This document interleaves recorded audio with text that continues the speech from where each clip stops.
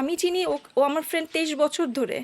অনেকদিন আগে একটা স্টেটাস দিয়েছিল যে এক্সপোজ করবে, তার মানে ওর কাছে তখন এভিডেন্টগুলা অলরেডি, কারণ ও যেহেতু 22 সাল থেকে খুঁজছিল, ও কিন্তু তখন তখন ওর হাতে ওইভাবে করে ছিল না।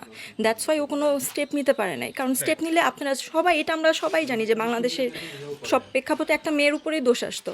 আজকে যদি ইকরা এই কথা, এখন আমরা কানতেছি, কিন্তু ও যদি এখন বের হয়ে যেত তাহলে সবাই বলতো মেয়ে খারাপ, মেয়ে খারাপ।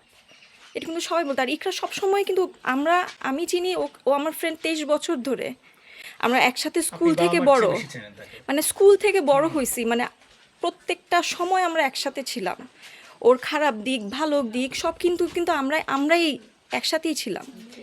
মানে ওই মেয়ে ইকরা সংসার, ওর একটাই ফোকাস ছিল। আমরা যতই বলতাম যে ইকরা বাদ দে, মানে এরকম ক্যারেক্টার তুই যে বলতেছিস যাচ্ছে না তোর সাথে, কিন্তু না, ওর টার্গেটই ছিল সংসার বাঁচাবে। এখন ওই যে সংসার, ছেলে, জামাই।